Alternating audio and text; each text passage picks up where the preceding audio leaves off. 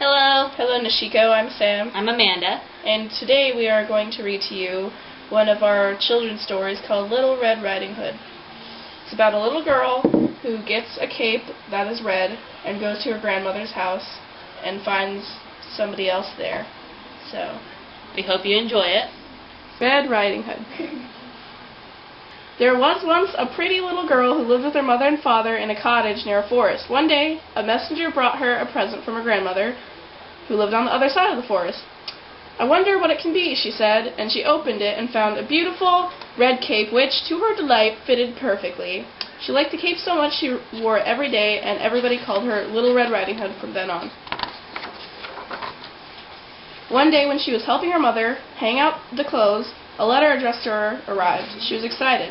"It's your grandmother's birthday today," said her mother. "She wants you over at her cottage this afternoon." Red Riding Hood was happy. She was fond of her grandmother and liked staying at her house.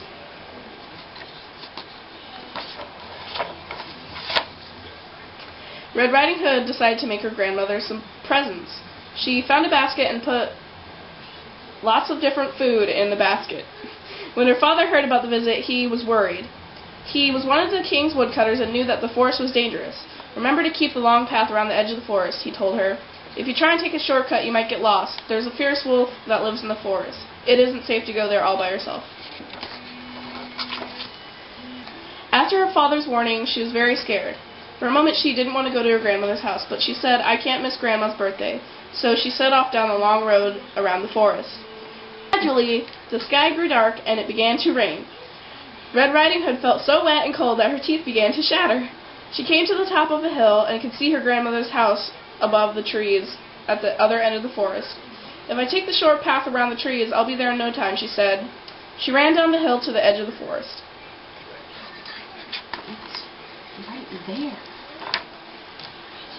Okay. Red Riding Hood looked into the gloomy forest. "I'll be at Grandma's house much sooner if I hurry through the forest," she said. The trees looked strange and dark. Red Riding Hood felt as though hidden eyes were watching her. She glanced over her shoulder and pulled her cape close to her. She went deep into the forest. "Oh dear," she cried, as it twisted one way and the other. "I must have taken a wrong turn. The path seems to come to an end at this old tree."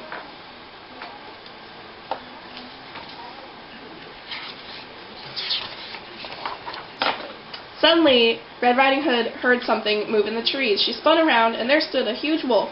He had been following her the whole time. Opposite? Yeah.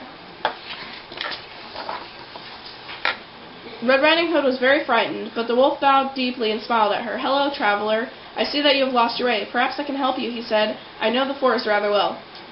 Astonished at his kindness, she explained how it was her grandmother's birthday and she was trying to get to her house. "The other side of the forest," laughed the wolf. "That's easy. Just follow this path through the trees and you'll be there in no time." Thanking the wolf for his help, she followed his directions and was soon making her way to her grandmother's cottage. "That fooled her," laughed the wolf as Red Riding Hood went along her way. "Now Red Riding Hood will take hours to reach her grandmother's house. I'll be there long before she arrives. There will be plenty of time to prepare for a surprise."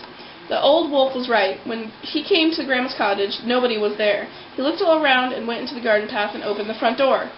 When he went inside, the wolf found the house was empty. He looked in every room, but there was nobody to be found. "No matter," he said. "The grandmother must have forgotten all about Red Riding Hood and gone out for a walk."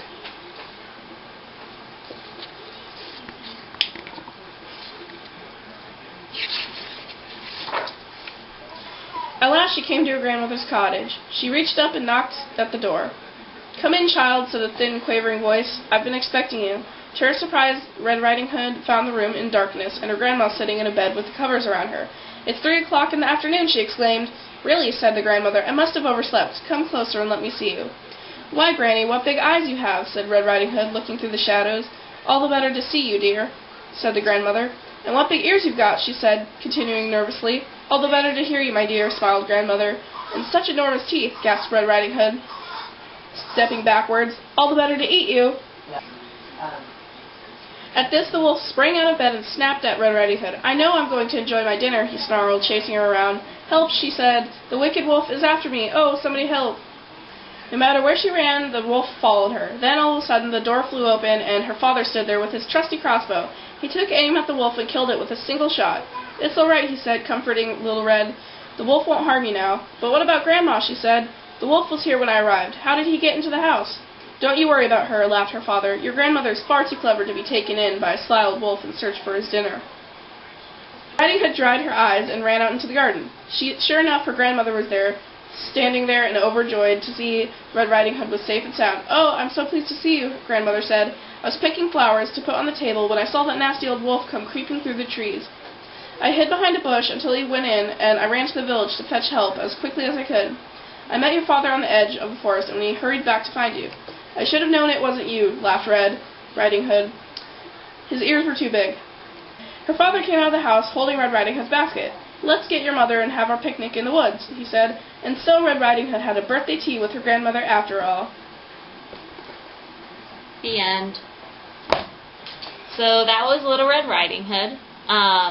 In the original story of Little Red Riding Hood, the grandmother was actually eaten by the wolf, and Little Red Riding Hood came in and found the wolf, and her father cut open his stomach, and the grandmother jumped out. So for little kids, they kind of make it more of a happy ending. So it's they don't want it to be something as violent as that. So hope you enjoyed the story, and we will see you later, Nishiko. Bye. Bye.